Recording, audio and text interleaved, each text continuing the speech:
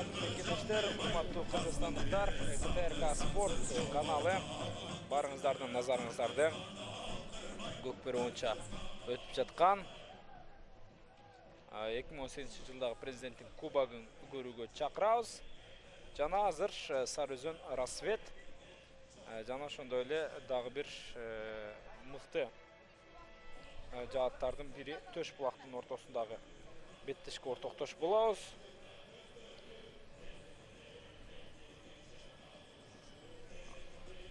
Буга чейинки оюндар укмуштуудай деңгээлде өткөндүгүн көрдүк. Эми бул оюндагы андан кем калбайт деген чоң бир ишенимим бар. Келиңиздер анда курамдарга өтө берели.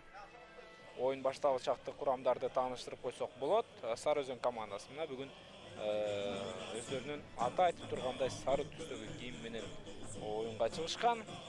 Алардын биринчи атар сан менен ойногон оюнчусу команда капитаны Рамзат Бөкөнбаев Агон аттуу аты менен ойун алып бара турган болсо, экинчи Айбек Эсеналиев Эрторо, үчүнчү Темир Молдокулов Сусамыр, төртүнчү Эркин Тынарбек уулу Хан, бешинчи Бактияр Жабагиев Амадор, 6-нчы Бакыт Жолдошуулу Сприт, 7-нчи Айбай Камбарбаев Серый, андан ары 9-нчу Алы Назаров, 10-нчу Бекназар Аматов, 11-нчи Эламан Нурболот уулу, 12-нчи Эржан Уланбек уулу оюн өткөрөт. Ал эми атаандаштары Төш булак командасы дагы буюрса мыкты оюнду көрсөтөт, алардын курамы өтө мүмкүдөй. Ал жөнүндө кесиптешим айтып өтсүн. Бул беттешти алып барууда кызматыңыздарда мен Нурсултан Турузбеков жана кесиптешим Зайрат Эсенбай көз болобуз. Саламатсыздар урматтуу телекөрүүчүлөр. Жалпы КТРК Спорт телеканалынын Көкбөр көрөрмандары, сиздер менен учурда Акбулат майданында учурашып жаткан мезгилибиз. Анда эмесе Төш булак командасынын курамы менен тааныштырмакчыбыз.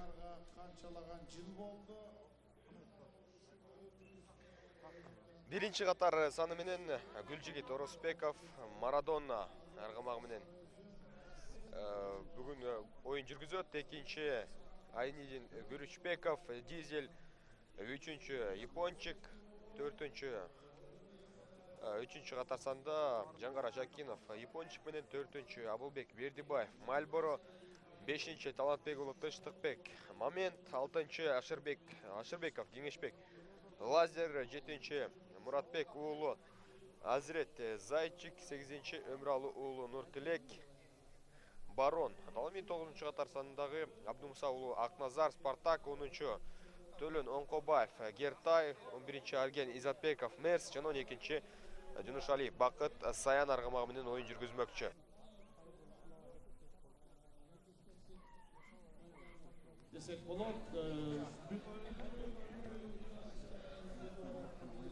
Анда эмесе эки тараптын курамы менен таанышып алган соң, урматтуу телекөрүүчүлөр, биз кайсыл команда кайсыл түстө ойноп жаткандыгын сиздерге айтып өтүшүбүз керек.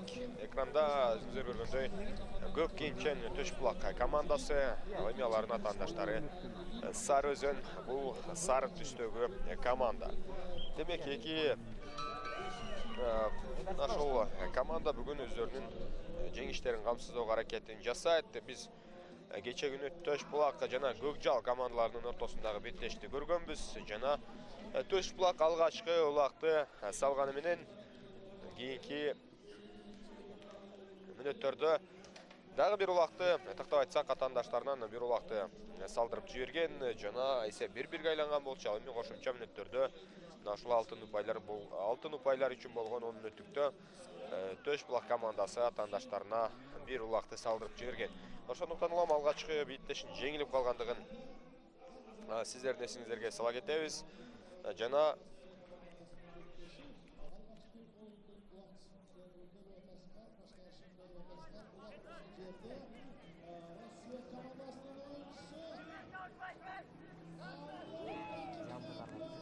демек азыр эми алгачкы чабуулдардын бирин байкоодобуз.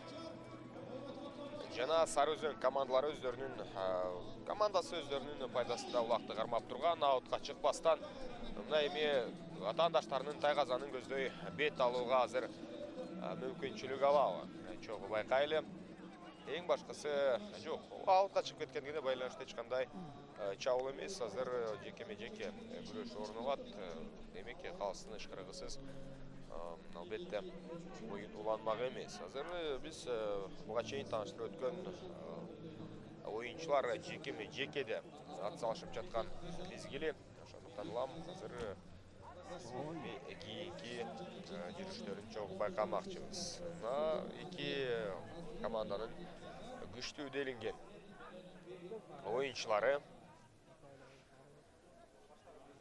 Сары Өзөндөн учурда 10-чу катар санында ойногон Бекназар Аматов ойногон, ал эми каршылаштарынан Гүлжигит Орозбеков оюн жүргүзгөн болчу. Бирок бул оюнда байкасаңыздар анчалык ийгиликтүү болгон жок, тактап айтсак, жерден илип кетүүдө. Анын натыйжасында Сары Өзөн командасы аракетин көрсөтөт жана каршылаштарынын тайгазаны көздөй качууга мүмкүнчүлүгү барбы? Чогуу байкап туралы. Сары Өзөн оюнчулары чындыгында алгачкы мүнөттөрдөн эле жеңишке даяр экендигин көрсөтүп турган мезгили. Эң алгачкы улак ыргытылды. Демек, эң алгачкы улак ыргытылды, өзүңүздөр көргөндөй. Сары Өзөн командасынын эми оюнчусу Жолдош уулу Бакыт. Жок, Ашырбеков Кеңешбек бизге эмнеңедир көрсөтүүдө. Жана дал ушул команда, өзүңүздөр байкагандай, Жолдош уулу Бакыт. Жолдош бул Бакыт Спирит командасы аргымагы менен албетте алгачкы улакты тайгазанга ыргыта алды. Атаандаштары эмнегедир мындай чабуулду өткөрүп жиберди дагы. Чындыгында өздөрүнүн мыкты оюнун тартуулай албай жаткан мезгили, бирок бул оюн башталышы гана. Андыктан азыркы мүнөттөрдөгү салынган жалгыз улакты биз толук бойдон Сары Өзөндүн жолун ачып, андан ары жалаң Сары Өзөндүн жолу жүрөт деп айтууга дагы мүмкүнчүлүк жок. Ошондуктан улам ана Төшбулак командасы өздөрүнүн сөзүн сүйлөп коюшу толук ыктымал. Тез аранын ичинде жана Сары Өзөн командасы дагы бир аракетин жүргүзүп, өздөрүнүн кийинки улагына жетүүгө толук күчүн жумшап жаткан мезгили. Бирок атаандаштар азыр коргонууда иш алып барат. Ошондуктан улам мына эми чогуу кийинки жүрүштөрүн байкайбыз. Өздөрүнүн тайгазанына жетпесе дагы жарым талаадан өтүп, андан кийин чабуулду күчтөөгө аракетин көрүп жаткан мезгили. Учурда Төшбулак командасынын оюнчусу Гүлжигит Орозбеков атаандашын клуб артынан ойноп жаткан кезде жана Бекназар Аматов азыр сиздер байкагандай өзү барып тайгазанга ыргыган жана өзүнүн артынан кошо сүйрөп түшкүсү келди тайгазанын ичинде улакты. Мындай эсептелмек эмес чындыгында. Жана аягына чейин аракетин көрүп, эң бир сапаттуу оюнду жүргүзгөндүгүн биз көрө алдык. Буга чейин бир улакты мына командасы үчүн албетте Жолдош уулу Бакыт сала алган. 89-жылкы оюнчу, 29 жашта, дээрлик тажрыйбалуу оюнчулардын бири. Андыктан командага алгачкы улакты алып келгендиги бул алардын маанайын бир топ көтөрдү десек болот. Азыр аргымактар тайгазандын тушунда бири-бирине каршы оюн жүргүзүп, чабандастар эң алууга аракетин жүргүзгөн, бирок жекеме-жеке азыр орундалат. Толук бойдон көпкө чейин созулган күрөш эң алуу менен соңуна чыккан жок. Ошого байланыштуу башкы калыс азыр Төшбулактын тайгазанына жакын жердеги айлампага жайгаштырат. Улакты андан кийин гана чабуулдарга болгон мүмкүнчүлүктү көрүшүбүз ыктымал. Тактап айтсак, кимис эңип кете турган болсо, ошол заматта чабуулга чыгууга мүмкүнчүлүк жаралат. Бүгүн Сары Өзөн командасы алгачкы оюнун жүргүзүп жаткандыгын маалымат катары Айта кетелі, урматтуу телекөрүүчүлөр, кече күнкү оюндарда Сарыөзөн оюнчулары бош болгондугун белгилей кетсек болот. Ошондуктан улам алар эң алгачкы оюнунда эле жеңип алууга аракетин жасайт. Ошондуктан улам эми чогуу көрүп байкашыбыз керек. Учурда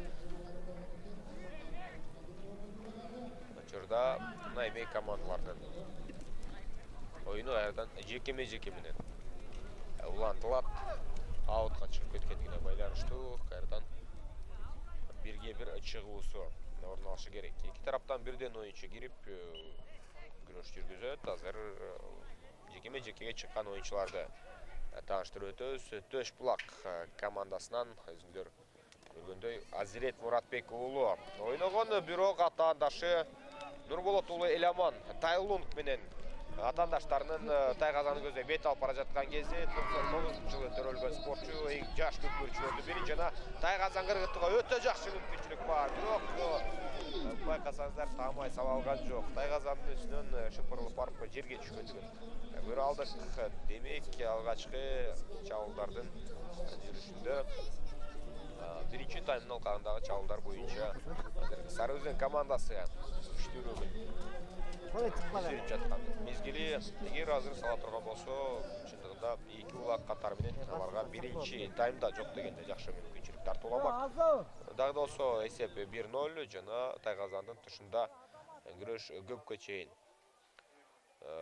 созулуп бара жаткан кези эч ким сең албай турган болсо, кайрадан жекке бирге бир чыгуу орун алат. Эсиңиздерге сала кетели, бул эгемендүүлүк күнгө карата жана ошондой эле региондорду, аймактарды өнүктүрүү жылына карата уюштурулуп жаткан президенттин кубогу. Жылына уюштурулчу 3 чоң турнирдин бири экендигин белгилей кетебиз. 9 май, Нооруз жана эгемендүүлүк күнгө карата мелдештер. Андыктан бул оюн дагы канчалык командалар үчүн маанилүү экендигин жана канчалык аларга стимул бере тургандыгы бизге маалым. Ал учурда Төш Булактын оюнчусу эч кыйынчылыксыз борбордук бөлүктөн илип кеткен. Улакты анын натыйжасында мына эми кандайдыр бир чабуулга жол издеп көрөт. Учурда Гүлжигит Орозбеков Марадона менен эми чыныгы көзгөрдүн бизге финттерин, чыныгы дриблинг десек болот, футбол термини боюнча айтып турган болсок. Төш Булак оюнчусу азыр чабуулга качып бара жаткан кезде Гүлжигит Орозбеков жаш оюнчулардын катарында жана аны атаандаштары жолуктуруп коргонуу бөлүгүндө өтө сапаттуу ойноду. Ал эпизоддо менимче Бактияр Жабагиев Амадор атаандашынын жолуна тосуп чыккан. Ошого байланыштуу бул чабуулду жыйынтыгына чыгара алышкан жок. 10-минутта жүрүп барууда жана азыр эми жеке менен улана турган көрүнүш.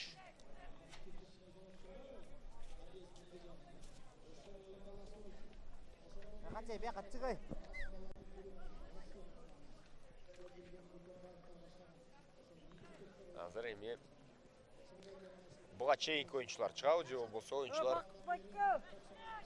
алмаштырылабы? Чогуу байкайлы, Сарыөзөндөн бизге Нурболот уулу Эламанды көрсөтүп жаткан мезгили жана жекеде илип кетүүгө азырынча жакшы мүмкүнчүлүк түзүлө элек. Ошол эле учурда Төш Булактан борбордук бөлүктөн Нуртилек Өмүралы уулу Барон аргымагы менен атсалышып жаткан мезгили.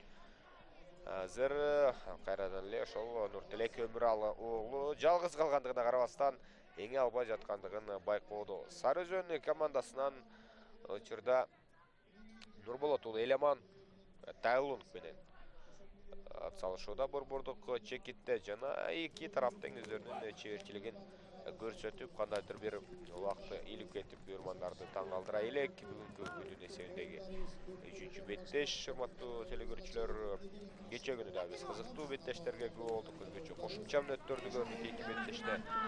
Алгач Толкун Арашан командаларында болсо, Толкун Арашан командаларынын ортосундагы оюнда биз камбэк көрдүк. 4-0 эсебинде өтүп жаткан Арашан эсебинде теңип кетип, андан кийин кошумча мүнөттөрдө дагы жеңүүчү аныкталбай, алтын упайды ыргыталбай эч кимисе буллеттерге чейин убакыт келип жеткен жана буллеттердин жыйынтыгы боюнча толкун 3-1 эсебинде жеңишке жете алган. Демек, жалпысынан 75 эсеби катталгандыгын эсиңиздерге сала кетмекчибиз. Учурда азыр 2 оюнчу Төш булактын улак менен бара жаткан оюнчусу Кеңешбек Ашырбековду токтотууга жетишти. Эки тарабынан кысымга алып, лазерди жапкандыгын көрө алдык. Андыктан андан ары жолду улантууга мүмкүнчүлүк болгон жок. Командалардын жеңишке болгон каалоосу бул турнирде тажрыйба топтоого болгон чындыгында умтулуусу өтө жогору. Ошондуктан улам биз албетте бул командалардын ар биринин өзгөчө бир тактикасын жана деңгээлин дагы ошондон бирде байкоодобуз. Төш булак командасынын курамында учурда ЛГ2 жеңип алуу үчүн Төлөт Оңкобаев аракетин көрдү. Ал эми Жолдош уулу Бакыт атаандаштарынан аракет көрүүдө. Жолдош уулу Бакыт алгачкы улакты ыргыткан оюнчу. Сиздерге сала кетебиз. Жакшы жол ачылып калган ал чабуулда Төш булак командасы үчүн. Ошондуктан улам эч кыйынчылыксыз, эч тоскоолдуксуз барып Тайгазанга улакты сала алган. Бул минималдуу артыкчылык, андыктан Төш булак деле камсанабай турган болушу керек. Алардын баштыруучусу дагы, бирок ошентсе дагы жеңишке бир гана салымдар менен жетүүгө мүмкүн. Алар аракет болмайын чынында эффектив боло албайт. Кайрадан эле Жолдош уулу Бакыт спирит менен азыр өтө чоң ылдамдыкты үрчүтүп бара жаткан кезде экинчи улакты ыргыталабы? Жок, азыр сол тарапка которо алган жок жана Тайгазанга ыргытууга ыңгайлуу болгон жок мындай ылдамдыкта. Артынан дагы атаандаштары келип калган. Ошондуктан улам сиздер байкагандай кезиктеги биз салымды көрө алган жокпуз. Аутка дагы чыгып кеткендигин көрүүбүз. Жолдош уулу Бакыт бирок буга чейинки мүмкүнчүлүктү тактап айтсак салымды кайталай алган жок. Бирок ал чабуул менен азыркы чабуулду салыштыруу таптакыр мүмкүн эмес. Азыр атаандаштары үзүлбөстөн азыр артынан саят түшүп келип калган болчу. Эки тараптан бирден оюнчу Жолдош уулу Бакыт эми жекеме-жекеде өзгөчө сынап көрөт жана бир экейбиз менен эле 35 килограммдык улакты ийилип кеткендигин көрүүбүз. Бул салмак өтө эле оор. Ал учурда эки оюнчу чабуулга чыгат. Бекназар Аматов, Жолдош уулу Бакыт бири-бирине көмөктөшө турган болсо, азыр кезектеги улак ыргытылышы мүмкүн. Жана эки оюнчу бири-бирине жардам берип, ыргытууга аракетин көрдү. Жана Жолдош уулу Бакыт менен учурда Бекназар Аматов эсепти 2-0го айландырып койгон учуру. Жолдош уулу Бакыт жана анын өнөктөшү командалашы Бекназар Аматовду дагы биз эсептешибиз керек. Эки оюнчу бирдей кармап ыргытууга жете алды. Андыктан бул командалык иш-аракет болгондугун белгилей кетебиз. Эсеп учурда 2-0 Сары Өзөн командасы алдында келе жаткан мезгили. Өзгөчө кооз оюнду бизге бул командалар тартуулап жаткан мезгили. Жалпысынан сырттан алып караганда бирдей деңгээлдеги командалардай көрүнүүдө.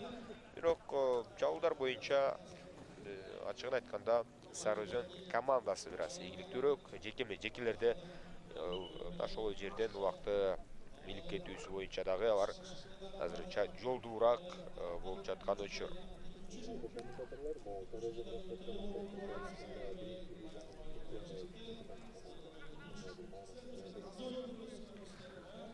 Жана эсиңиздерге сала кетебиз, Сары Өзөн командасы 9 майга карата уюштурулган биринчи лиганын беттешинде уткан команда. Андыктан бул команда эми барган сайын күчүнө кирип бара жаткан оюнчуларды өзүндө камтыйт. Ошондуктан улам бул турнир чындыгында Сары Өзөн командасы үчүн дагы өзгөчө бир стимул экендигин белгилей кетишибиз керек. Алардын максаты буга чейин аныкталган. Ошондуктан улам эми фаворит командаларга каршы туруштук берип өздөрүнүн күчтүү оюндарын көрсөтүүгө аракетин жасайт. 17 минутта жүрүп барууда. Жана экранда Нурболот уулу Эламан. Нурболот уулу Эламан Тайлунд менен ылдамдыкты өрчүтүп бара жаткан кезде Тайгазанга келип жетти, бирок Тайгазандын оозуна аргымагы токтогон жок. Жана ыргытууга таптакыр мүмкүнчүлүк болгон жок. Ошондуктан улам биз эми ал оюнчуну эч кандай ката кетирди деп айта албайбыз. Мындай ылдамдыкта бара жатып 35 килограммдык улакты ыргытуу эми мүмкүн, бирок азыркы учурда мындай болгон жок. Жана байкасаңыздар, аттардын күлүктүгү боюнча, жалпы тактика боюнча, командалык байланыш боюнча да ушул Сары Өзөн командасы бүгүн үлгүлүү оюнду тартуулап жаткан маалы. 17 мүнөттө соңуна чыгып келүүдө, дагы 3 мүнөттөй убакыт бар. 3 мүнөт ичинде эгер өтө жогорку деңгээлдеги оюн көрсөтсө, анда Төшбулак эсепти теңеп кетиши мүмкүн. Бирок азыр байкасаңыздар, дароо эле жерден илип кеткен оюнчу эми Бактияр Жабагиев. Бактияр Жабагиев азыр Амадор менен барып эсепти 3-0 айландырып жаткан кези.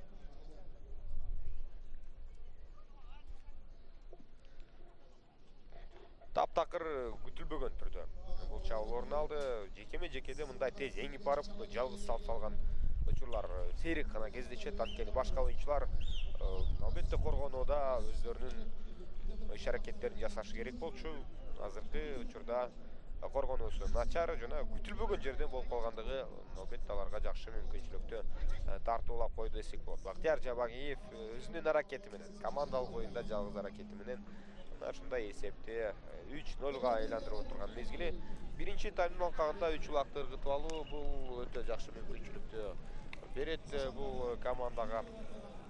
Ошондуктан улам мына эми Сары Өзөндүн биринчи таймдагы оюну Төшбулак командасынын оюнуна караганда өтө эле күчтүү экендигин барган сайын байкоодо. 2 мүнөттөн азыраак убакыт бар. Кайрадан эки тараптын бирден оюнчулары талашка түшкөн. Жана аутты көздөй Сүрмөтөп атаандашы Бекназар Аматовду сүрүп чыгаргандыгын көрүүдөбүз. Аба ырайы чындыгында бүгүн Бишкекте ысык, андыктан оюнчулар байкасаңыздар мына тыныгуу жаралган учурда мына көлөкөлөп суудан ичип эс алып жаткан мезгили. Ал учурда акыркы мүнөт эсеп 3-0 Төшбулак Сары Өзөн командаларынын тиреши. Жана эң акыркы жекени балким биз көрүп жаткандырбыз. Бактияр Жабагиев учурда өзүнүн карамагына улакталган соң атаандаштарынын Тайгазанын өзүнө бет ала албайт. Эки оюнчу эки тарабынан кысымга алган, бирок ошентсе дагы байкасаңыздар Тайгазанга азыр Сары Өзөн оюнчулары жакындап барууда. Бактияр Жабагиев жана ага чып жабышып Гүлжигит Оросбеков оюн жүргүзүп жаткан кезде ага чейин Азирет Муратбек уулу дагы жанында жайгашкан. Жана Төшбулактын коргонуусу аябай эле начар экендигин биз байкоодубуз. Анткени каалаган тарапка эч кыйынчылыксыз барып Бактияр Жабагиев кезектеги улакты ыргытууда. Жана эсеп бети 4-0 эң акыркы чабуулдардын бири болду. 10 секунддун ичинде эми командалар тактап Төшбулак эч нерсеге жетишпейт. Ал эми Сары Өзөн бул таймда жетише турган чабуулдардын бардыгына жетише алды. Эсеп 4-0 айланууда. Демек бул беттештеги чыныгы фаворит, күчтүү команда биринчи таймда анык көрүндү. Биз эми экинчи таймда кайрадан жолугушабыз. Эч кайда алыстабай туруңуздар.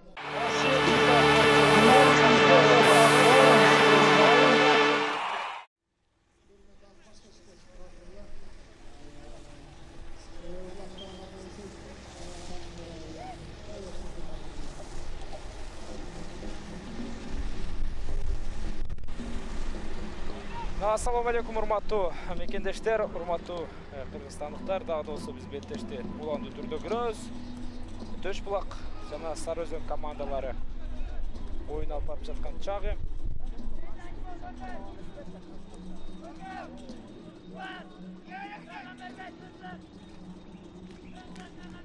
Азыр эме 3-0 эсебинде Сарыөзөн командасы алдыда келе жаткандыгын көрдүңүздөр. Бүгүнкү беттеште ошол Сарыөзөн же Сарыөзөн Расвет толук айта турган болсок, ири эсепти жеңип алууга мүмкүнчүлүгү өтө эле чоң. Буюрса дагы кызыктуу оюндар орун алат деп айта алабыз алдыңкы мүнөттөрдө. Андыктан биз менен болуп туруңуздар. КТРК Спорт каналы буюрса жалпы президенттин кубогун толугу менен түз эфирде көрсөтүүгө даяр. Азыр болсо мынакей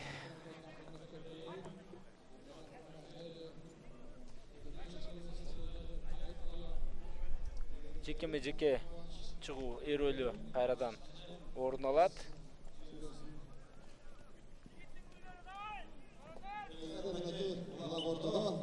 Мынакей жекеме-жеке чыгуу. Эсеп сандары таблодо көрүнүп турат. Ал мезгилде жекеме-жеке чыгуу Акназар Абдымуса уулу бул Төшбулак командасына чыкса, Темир Молдокулов Сарыөзөн Расветтен ортого чыккан жана Темир азыр Суусамыр аттуу аргымагы менен улакты эңип алууда жана андан ары чабуулга чыгууга дагы мүмкүнчүлүгү бар бул оюнчуда, байкай туралы.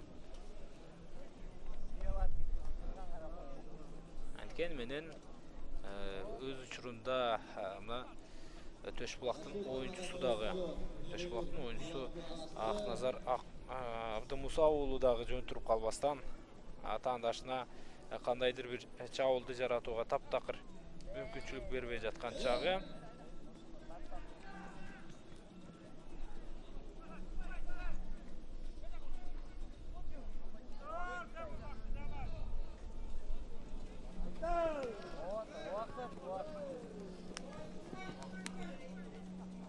Темир Молдокулов дагы да болсо чыга элек. Ортодогу тегерек чийинден биз күтүүдөбүз анын кандайдыр бир аракетке барышын.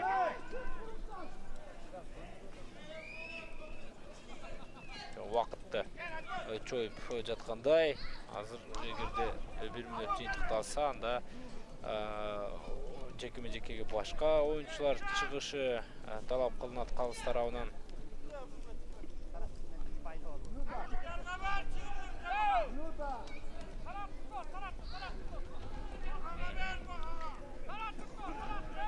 Тегерек чийинден улакчылар дагы да болсо чыга элек. Улак чыгыш керек, ат чыкканы эсепке алынбайт. Качан улак чыккандан кийин гана сыртта турган оюнчулар аралашканга укугу бар. Азыр Расвет командасынын оюнчусу мынакей чыккандыгын көрдүк. Суйрулуп Темир Молдокулов эми ал кийинки чабуулду жаратууга аракеттенет. Өзүнүн өнөктөшүнө өткөрүп берди. Коргоочулар азырынча өз иштерин жакшы деңгээлде аткарууда, бирок мынакей 5-номердеги Бактыяр Жабагиев дагы жөнөкөй жоо эмес. Ал азыр кайрадан өздөрүнүн жарым аянтынан күүлөнүп келип чабуулду жасоого аракеттенет. Өзүнүн тайгазанына барып, мынакей атын токтоткондугун дагы көрдүк. Ылдамдыкты кошту эми Бактыяр Жабагиев. Азыр Бактыяр Жабагиев дээрлик булитке бара жаткандай болгон. Алдындагы оюнчулар, чамча оюнчулар десепке албай турган болсок, алар деле качан Жабагиев кептелгенден кийин гана тайгазанга барышкан. Азамат Бактыяр мынакей Амадор аргымагы менен дагы бир улакты салды. Демек Сарыөзөн Расвет командасы бул оюндардын, бул чемпионаттын, бул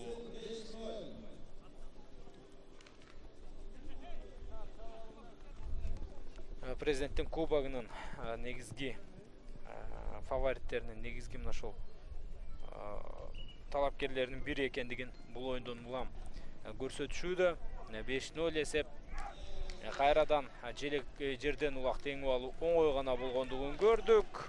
Андан соң Элеман Нурболот уулу азыр кийинки улакты салат. Элеман Нурболот уулу кийинки улакты тагызандын ичинен таптырды дагы. Эсеп 6-0-га өзгөрдү.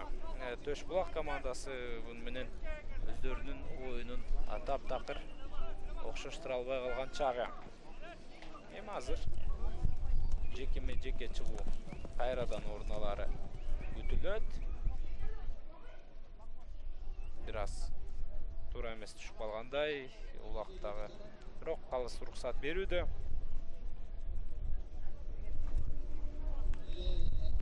Кайрадан эле Расветтин оюнчулары биринчи аракетин деңип алууда. Тынчтыкбек Талайбек уулу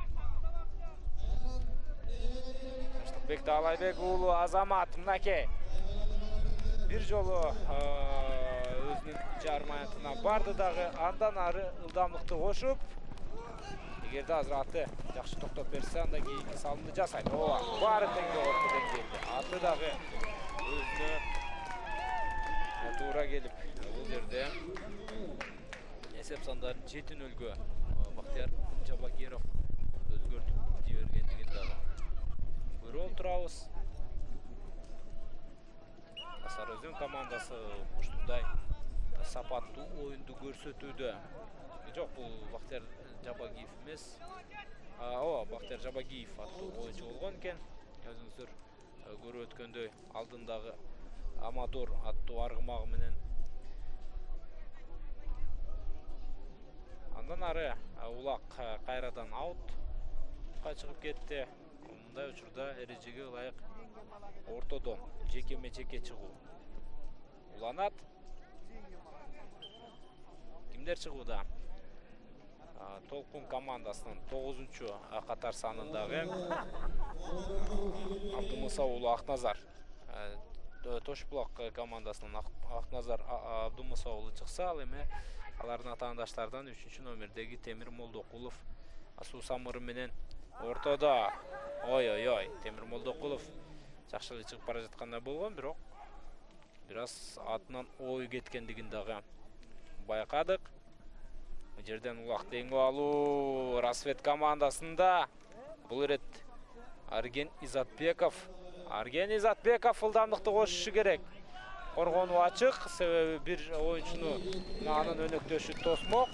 Жана кийинки салым бар. 8-0.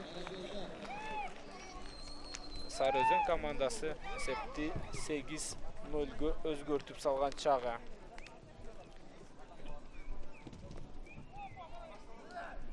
Мынакей дагы бир жолу биз көрөлү. Элеман Нурболот уулу бул ирет дагы кандай таризде улакты салгандыгын көрүүдөбүз.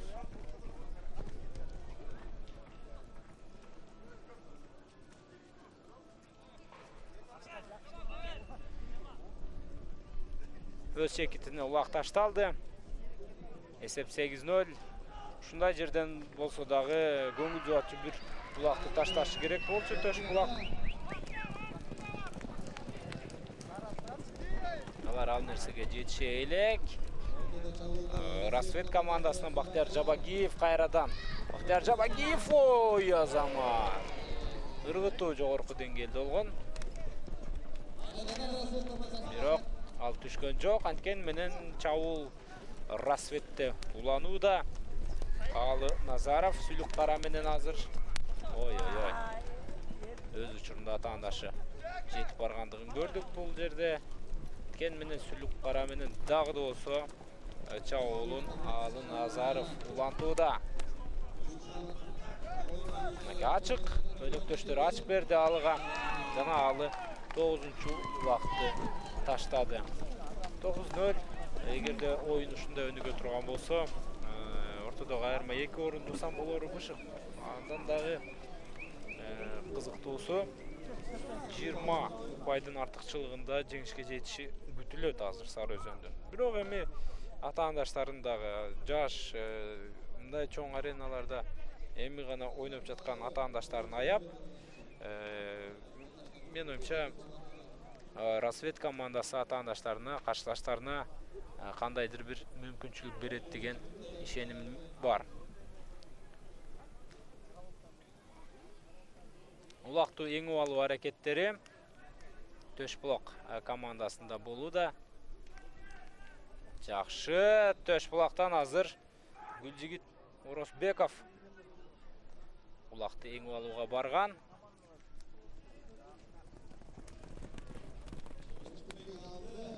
Андан соң ушул жерде бурулуп кетиш керек болчу, ага жеткирбестен Бекназар Аматов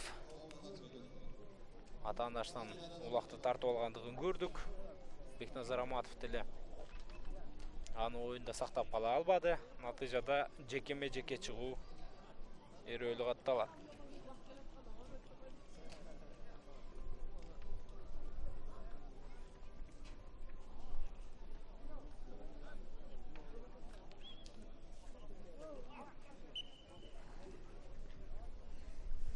Жекеме-жеке чыгуу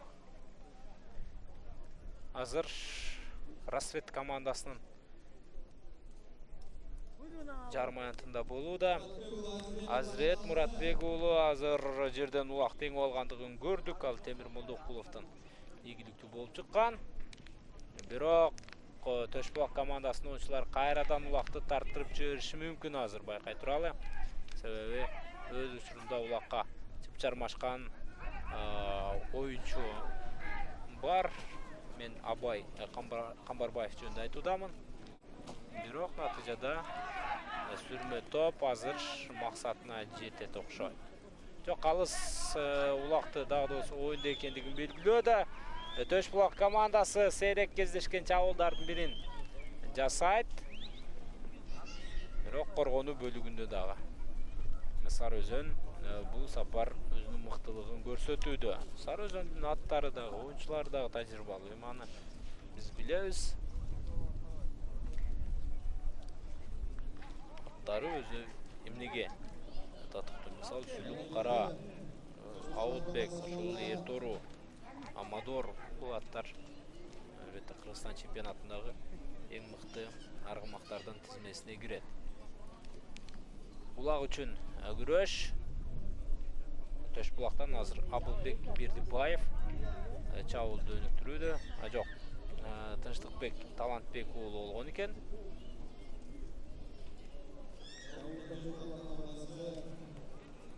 Төшбулак оюнчулары атаандаштарынын тайгазанына жакындоодо. Бир жолу айланып келүүнү чечти көрүнөт. Тынчтыкбек Талантбек уулу бир жолу айланып атаандаштарынын ачык аймактарын жаратып, андан кийин гана кайтып келүүнү көксөгөн. Жок, бул жерде таптакыр башка көмүр алуу экендигин көрдүк. Номерлери кичинекей болгондугуна байланыштуу алыстан көрүп билүү дагы оңой эмес. Тилек көмүр алуу дагы да улак менен болчу. Эми гана өнөктөшүнө өткөрүп берди.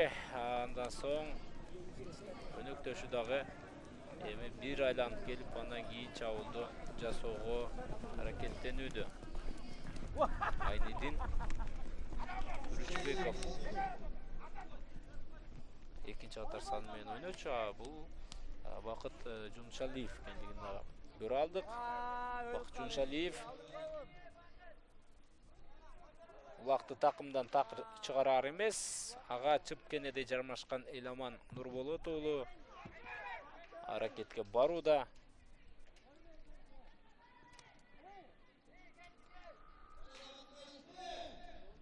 Чабуул керек, ылдамдык азыр эми канчалык деңгээлде жетишет. Бакыт Жуншалиевке Саян аттуу ат. Төшбулак командасы сейрек кездешкен чабуул. Бирок өз учурунда Рассвет жакшы коргонууда азыр. Сери менен Абай Камбарбаев атаандаштын атын түртүп сыртка чыгарууга аракет жасагандыгын көрдүк. Аут. Эми жекеме жеке чыгуу кайрадан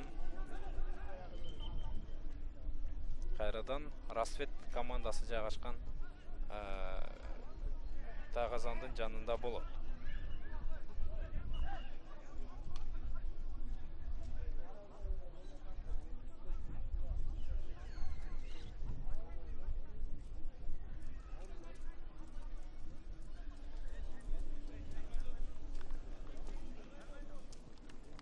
Жекеме жеке чыгуу ал мезгилде ортодогу калыс Төш Булактан 9-номердеги оюнчу Абдумуса уулу Акназарды оюндан четтетти 2 мүнөткө. Ошондой эле Рассвет командасынан дагы оюнчу Бекназар Аматов жаза маамыга кеткендигин көрдүк. Эми жаза маамыдан 2 мүнөткө чейин алар чыкпайт. Чамамда жетишет, бирок алар оюнду экинчи бөлүктө дагы улантуу түрдө көрсөтүп калууга. Жекеме жеке чыгуу Темир Молдокулов жана ошондой эле Азирет Муратбек уулунун ортосунда атталууда. Азирет Муратбек уулу Төш Булак командасынан жерден улакты эңип алды. Атаандаштары анын алдын ачып бериш керек болчу. Мынакей өнөктөшүнө өткөрүп берди. Эми 1-номердеги Гүлжигит Орозбеков Марс аттуу аргымагы менен өздөрүнүн Тайгазанын айланып, андан кийин гана чабуулду жасоого аракеттенет. Бирок ылдамдык жетишпей жаткандыгын көрүүдөбүз. Азыр чын айтышыбыз керек, Рассвет командасынын аттары катуураак чуркаарын көрдүк. Ал эми атаандаштары же болбосо Төш Булак командасында аттардын эң эле мыкты чуркаганы дагы, жөнөкөй чуркаганы дагы ушундай жерден карсылаштарынын коргонуусун жарып өтө албай жаткан учуру. Жардамга келди өнөктөшү өз учурунда Гүлжигит Орозбековго. Орозбеков улакты аз жерден түшүрүп кое жаздады. Андан ары күрөш ошол оң капталда же болбосо талаанын аркы бетинде уланууда. Эми гана Орозбеков өнөктөшүнө өткөрүп берген. Бакыт Жунушалиев буга чейин ал ылдамдыгын кошуп көргөн болчу, бирок анда дагы жеткен эмес. Тайгазанга биринчи болуп азыр калыс буга чейин жаза маамыга кеткен 2 оюнчуну кайрадан оюнга кайтып чыгаргандыгын көрдүк. Бакыт Жунушалиев өзүнүн Саян аттуу аргымагы менен оюнду улантууда. Беттештин экинчи бөлүгү бүтөрүнө дагы аз гана убакыт калды. 1 мүнөт 20-10 секунддай. Жекеме жеке чыгуу азыр 1 мүнөттөй убакытка созулса, 10 мүнөттөй убакыт ары бери кетет. Демек, биринчи бөлүк ушул 9-0 эсеби менен жыйынтыкталгандай көрүнөт.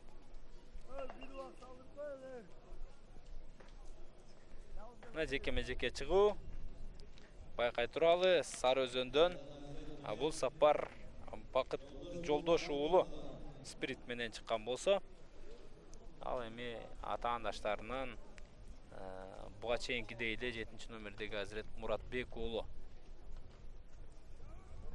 ортодо күчүн сынап жаткан. Мына Рассвет командасы чабуулга барса болот. 20 секундадай убакыт бар, жетишет. Ылдам жүрүштү жасай турган болсо, азыр байкай туралы. Эламан Нурболот уулу бара жатат. 5 секунда убакыт. 4-3 жана эсеп калынат. Эсеп калынат Азамат. Эсеп калынат. 10-0 эсеп. Жана урматтуу мекендештер, беттештин экинчи бөлүгү дагы соңуна чыкты. Эсеп сандары азырынча 10-0. Сары Өзөн командасы алдыда келүүдө. Эми 3-бөлүктү күтүп калабыз.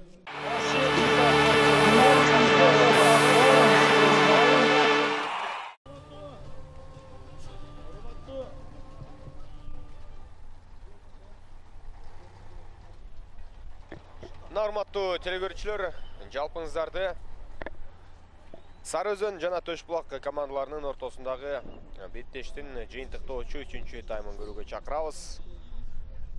Биринчи жана экинчи бөлүктөрдүн жыйынтыгы боюнча Сарыөзөн атаандаштарын 10-0 эсебинде артта калтырып жаткан мезгили, андыктан эсеп учурда чоң артыкчылык менен дал ушул Сарыөзөндүн пайдасында экендигин айтып өтмөкчүбүз. Биринчи таймдан кийин 4-0 эсеби жаралган болчу жана экинчи таймдан соң эсеп өзүңүздөр байкагандай 10-0 айланып отурган мезгили. Мындай артыкчылыкты жокко чыгаруу дээрлик мүмкүн эмес. Чындыгында Төшбулак үчүн алар өздөрүнүн алгачкы улактарына аракет кыла берсе болчу да. Ал учурда өтө жакшы мүмкүнчүлүк жана Төшбулак оюнчуларынын алгачкы салымын көрөбүзбү?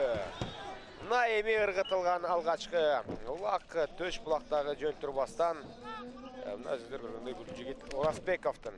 Гүлчүгит Оросбековдун жардамы менен Марадона аргымагы менен албетте өздөрүнүн алгачкы улагын ыргытууга үлгүргөн учур. Эсеп өзгөрдү 1-10.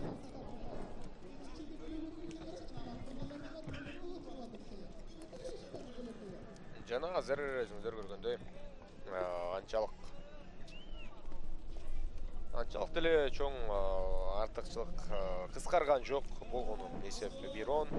Дагы да болсо 9 улак керек. Ал эми 9 улак Төшбулак үчүн бул оюнда фантастика болуп жаткандай. Такымына кысып Төшбулак оюнчуларынын кийик аракетин чогуу байкайбыз жана атаандаштарынан озуп барып ыргытууга дагы бир мүмкүнчүлүк алат. Сарыөзөн командасы менимче жол түзүп берип жаткандай, чындыгында алар өтө активдүү коргонгон жери жок. Ошондуктан улам биз эми Төшбулактын оюнчулары эч кыйынчылыксыз тайгазанга жетип баруусун байкоодобуз.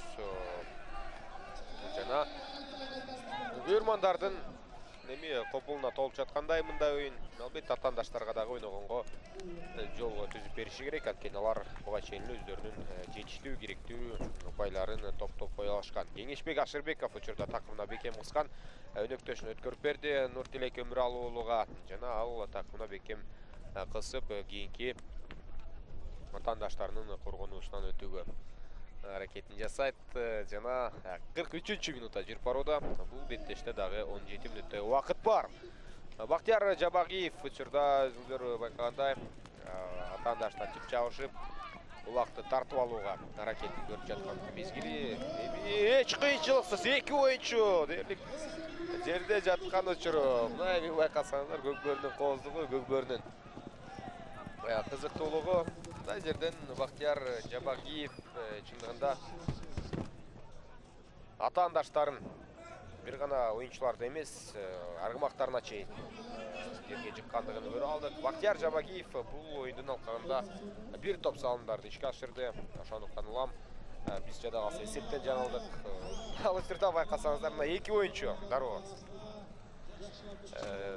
ээрден кулагандыгын көрдүк. Биринин аты мүдүрүлгөн, экинчиси өзү ээрден кулаган. Жана өзгөчө бир эр азаматтардын оюну экендигин ушундай эпизоддордо көрсөңүздөр болот. Бактияр Жабагиев ылдамдык менен атаандаштарынын азыр тайгазаны көздөй бет алат. Амадор аргымагы менен бара жаткан кезде бийик алып алган улакты жана ыргытууга өтө жакшы мүмкүнчүлүк түзүлдү дагы. Эсеп 1-11. Кайрадан эле 10 улак айырмачылыгы Сарыөзөн командасынын пайдасында. Демек, мына ушундай чоң артыкчылыкты алар кайрадан орнотту. Тактап айтсак, 10 упайлык артыкчылыкты. Демек, айта кетчү нерсе, урматтуу телекөрүүчүлөр, бул тайпадан чыга турган команда дал ушул Сарыөзөн командасы экендиги эч кимге сыр болбосо деле керек. Бул Сы тайпасында өтүп жаткан беттеш жана максималдуу упайларды топтоп 3 беттештин 2 атаандашын жеңип, чындыгында кийинки жарым финалдык бөлүккө өтүп, алар бакубат талас менен ойноп калышы мүмкүн экендигин белгилей кетмекчибиз.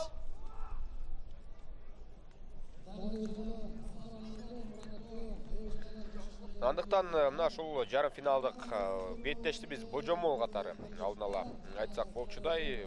Биз албетте башка командалардын деңгээлин түшүргөн жерибиз жок болгону фавориттерди аныктап алдын ала мына ушундай божомолдорду жүргүзүп жаткан мезгилибиз.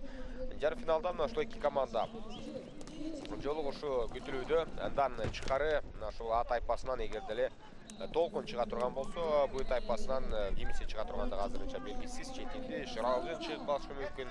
Ошондуктан улам мына ушундай командалардын кездешүүсү жарым финалда орун алышы ыктымал.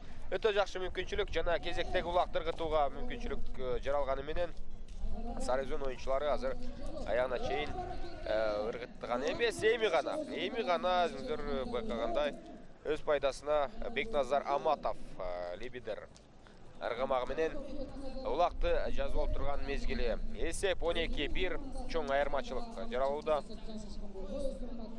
Сары Өзөн командасынын чыныгы биринчи лиганын лидери экендигин жана күчтүү командалардын бири экендигин биз байкоодобуз. Негизи 9 май ошол күнүнө карата уюштурулган беттештерден башталгандыгын айта кетебиз. Биринчи лиганын тарыхы ошондуктан улам алгачкы жүрүштөрүнөн ийгиликтүү баштап алган соң жогорку лигага көтөрүлүүгө Сары Өзөндө жакшы мүмкүнчүлүк бар. Ал эми жогорку лигада өзүңүздөр билгендей 4 команда атсалышып келет. Достук, Ынтымак, Биримдик жана Четиндик командалар. Бирок Четиндиден улуттук курама командага оюнчулар алынбагандыгына байланыштуу дал ушул биринчи лиганын алкагында учурда президенттик кубогунда өздөрүнүн күчүн сынап жаткан мезгили. Эми Четинди албетте жогорку лигада болгону менен дал ушул лиганын алкагында ал команданы жеңип кое турган командалар дагы бар. Ошондуктан улам кызыктуу оюндардын баардыгы алдыда деп атап өтсөк болот. Дал учурда ылдамдыкты күчөтүп Бактияр Жабагиев ватандаштарынын тайгазанына бет алды. Бирден оюнчуну калган командалаштары жаап азыр коргонууда сапаттуу оюн жүргүзгөн. Жана азыр байкасаңыздар тайгазанга эч кыйынчылыксыз улакты ыргыткандыгын байкай алдык. Амадор менен чаап барып чындыгында эсепти дагы өзгөртүп отурган мезгили 13-1.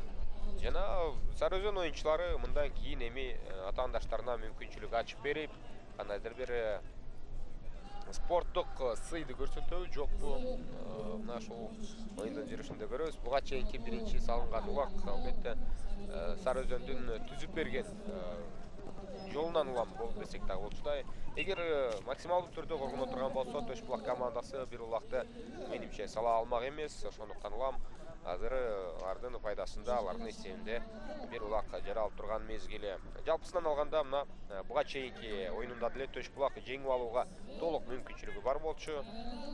Бирок эки команданы тең жеңген, өз тайпасында эки команданы тең артта калтырган жалгыз команда кийинки баскычка өтө тургандыгын эске алсак, анда Төш булакта мүмкүнчүлүк болот беле жок беле ал дагы башка суроолордун бири. Буга чейин Көкжал менен ойногон жана алгачкы улакты Төш булак ыргытып, андан соң эсепти теңеп кетүүгө Көкжалдын дарамети болуп, андан кийин кошумча мүнөттөрдүн алкагында мына ошол алтын упайга чейинки болгон аракеттерде Көкжал командасы ийгиликтүү болуп, Төш булакты артта калтырган. Андыктан мына алдыда биз Көкжал менен дал ушул Сары Өзөн командаларынын беттешин дагы көрөбүз. Бул эки команданын оюну кызыктуу болушу керек. Фаворит албетте деле менимче Сары Өзөн командасы болот. Бирок ага карабастан Көкжал балким башкача формада ал беттешке келиши күтүлөт. Ал учурда жекеме-жеке чыгуу көрүнүшү жана бирге бир чыгуу үчүн эки тараптан бирден мыкты айлампага кирет.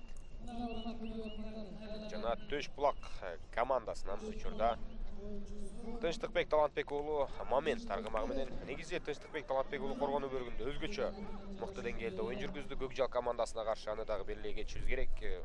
Эң акыркы аракеттер менен тайгазанга ыргып бараткан улактарды сактап калган учурлар болду.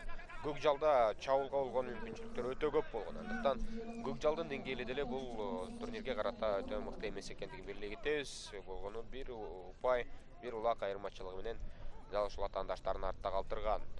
Андыктан командалардын жалпы деңгээлин, кимдин чабууда, коргонууда кандай оюн жүргүзө тургандыгын биз барган сайын мына билип баруудабыз. Ал учурда Сары Өзөн командасынын оюнчусу Темир Молдокулов Суу Самыр аргамагы менен оюн жүргүзүп жаткан мезгили жана такымына бекем кысып алгандан кийин эми атаандаштары жула албай өздөрүнүн карамагына улакты ала элек. Эгер Сары Өзөн оюнчулары азыр бири-бирине көмөктөшпөй турган болсо деги чекти Сары Өзөндүн оюнчусу Эламан Нурболот уулу Тайлунг менен байкасаңыздар атаандашынан качып бара жаткан кези командалашынан улакты алган соң такымына бекем кыса алды. Бул оюнчу 99-жылы төрөлгөн, учурда болгону 19 жашта экендигин айта кетебиз. Андыктан биринчи лиганын алкагында жаш оюнчулар өтө көп. Азыр ыңгайлаштырып алган учуру жана улактыргытууга өтө жакшы мүмкүнчүлүк бар. Азамат Тайлунг менен барып, өзүңүздөр экранда Эламан Нурболот уулу эсепти 14-1-ге айландырды. Бул чыныгы жаш эр азаматтардын бир Эламан өсүп келе жаткан күчтүү оюнчулардын бири. Андыктан келечекте балким Кыргызстан улуттук курама командасы үчүн ойношуудагы ыктымал албетте муун алмашат. Биз азыркы учурда атап жүргөн күчтүүлөр дайым чексиз ойной бербейт. Ушундай жаш оюнчулардын чыгып келе жаткандыгы жана ошол көкбөрү федерациясы тарабынан атайын төмөнкү дивизиондор лигалары түзүлүп жаш оюнчуларга көңүл бурулуп жаткандыгы бул чоң жетишкендик кыргыз көкбөрүсү үчүн. Анткени ушул футбол боюнча деле мисалга ала турган болсок, бир топ Европанын мыкты улуттук курама командалары өзгөчө мына ушул академиясына көңүл буруп келет. Андыктан көкбөрү боюнча жаштарга көңүл буруу бул академияга же болбосо мына ушул жаңы муунга көңүл буруу дегенди түшүндүрөт.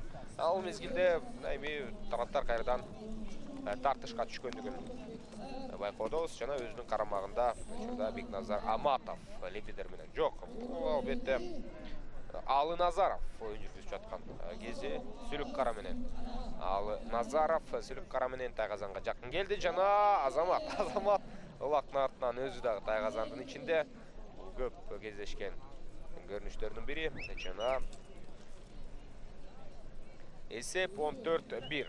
Ортодо 13 упай айырмачылыгы жаралып турган мезгили. Ошондуктан улам биз эми командалардын чыныгы атаандаштыгын жана ошондой эле бири-бирине тең ата оюн жүргүзгөндүгүн көрө албасак дагы мына ушундай кезек-кезеги менен ыргытылган Сары Өзөндүн улактарын көрүүдөбүз. Жалаң бир команда чабуулга барса деле көкбөрү кызыктуу чындыгында. Көкбөрү башка оюндардан ушунусу менен айырмаланат. Анткени футболдо мисалы үчүн голдор бири-бирине окшош боло бериши мүмкүн. Ал эми көкбөрүдө ар бир салым бири-бирине окшошпостон мына ар бир оюнчу өзүнүн чеберчилигине жараша, өзүнүн ана ушундай табитине жараша ыргытууларды жасап келет. Ошондуктан улам көкбөрүнүн кызыктуулугу мына ушунда. Эсеп 16-1. 16-1 жана кезектеги улакты Бакыт Жолдошуулу ыргыталды.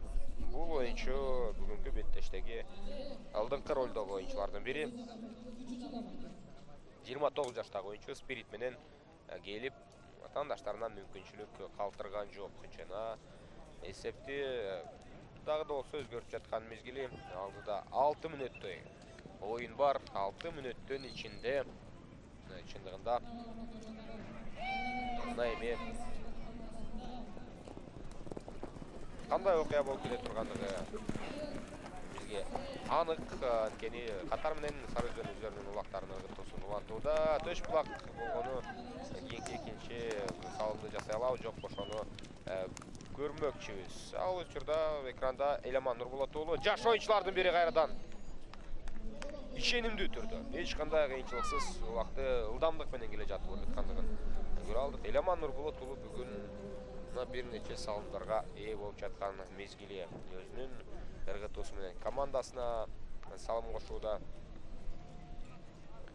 Бул сөздүн эки маанисинде тең албетте. 17-1 эсеби катталып азыр өзүңүздөр байкагандай Сары Өзөн командасынын биз чыныгы бул турнирдеги лидерлердин бири экендигин байкоодобуз. Дагы болсо чындыгында бүгүнкү күнү бул оюн менен беттештер аяқтабайт. Уматтуу телекөрүүчүлөр алдыда Ды тайпасынын алкагында биз келечек жана ватандаштарынын оюнун албетте бул маалыматты тактап алган соң толук айтып өтөбүз. Азыр кийинки чалууларга аракеттер жүрүп баштаган мезгили. Сары Өзөндүн кезектеги жүрүштөрү жана ыргытууга Эламан Нурболот уулунда жакшы мүмкүнчүлүк бар. Эламан Нурболот уулу эми Тайгазанга жакын келген учурда ыргытууга мүмкүнчүлүк жаралбай калды. Мүмкүнчүлүк жаралган болгону ал ишке ашпай калды. Ошондуктан улам эсеп 17-1 бойдон сакталат. Сары Өзөн командасы мындай ыргытылбай калган укпайлары үчүн эч кандай кайгырбайт. Ошондуктан улам мына эми чогуу байкап турмакчыбыз. Азыр 57 минутта башталды. Дагы 4 мүнөттөй убакыт бар демек. Жана азыр дагы бир жолу ыргытууга өтө жакшы мүмкүнчүлүк. Менимче Бакыт Жолдошул ыргытты. Азыр өзүңүздөр көргөндөй чыныгы күчтүүлүгүн көрсөтүп, Сары Өзөн командасы тынымсыз чабуулдарын улантып жаткан мезгили жана мүмкүнчүлүк калтырбастан Бекназар Аматов лидери менен барып, жада калса өзү дагы Тайгазанга ыргыгандыгын көрдүк. Эми Тайгазанга ыргып кеткендиги бул албетте улактын оордуунан кабар берет. Инерция менен барып, өздөрү дагы Тайгазанга бир топ ирет түшкөн учурлар кездешип эле жүрөт. 18-1, 17 улак айырмачылык. Бул албетте өтө эле чоң фантастика. Андыктан мына эми бул беттештеги анык биз күчтүү команданы байкоодобуз. Мына келечек жана алыкул командалар ойной тургандыгын айта кетебиз. Кийинки беттеште келечек жана алыкул командаларынын беттеши орун алат. Ал учурда мына эми Сары Өзөн командасы балким акыркы 2,5 мүнөттүн ичинде эсепти 20-га жеткирип коюуга аракетин жасайбы. Бир улакты салдыргандан кийин андай мүмкүнчүлүктү атаандаштарына бербей жаткан мезгили Сары Өзөн. Ал эми Төш Булак кашпаштарынын чабуулдарын күтүү менен чектелип жаткан учур. Сары Өзөндүн дагы бир ыргытуусуна күбө болобузбу? Азыр чогуу көрөлү. Чабуулдар ишке ашпай жатса, анда коргонуусун команда күчтүш керек. Ошондой эле аракетти Төш Булак командасы жасап жаткан сымал. Жана бул беттештин алкагында биз эмнелерди көрдүк? Албетте Бактияр Жабагиевдин күчтүү аракеттерин көрдүк экрандагы оюнчунун. Эламан Нурболот уулунун, Бакыт Жолдош уулунун күчтүү оюндарын көрдүк. Жалпы Сары Өзөндүн ар бир оюнчусу чындыгында бул беттешке кандай даярдыкта келгендиги байкалды. Аргымактардын күчтүүлүгү, алардын мыкты деңгээлде тапталгандыгы албетте. Жана Бактияр Жабагиевдин кезектеги ыргыткан алага азыр Тайгазандын ичинде эмес, кырына барып чапталгандыгын көрдүк. Жана эң кеткен соң азыр улантууга мүмкүнчүлүк алат Сары Өзөн кайрадан эле. Учурда Эламан Нурболот уулу Тайлунг менен. Тайлунг өтө күлүк аргымактардын бири командадагы. Андыктан өзүнүн Тайгазанын көздөй бет алып, тактап айтсак, мына ушул таланын жарымына чейин барып, кайрадан артка ылдамдык менен келип, өзүнүн мына ушул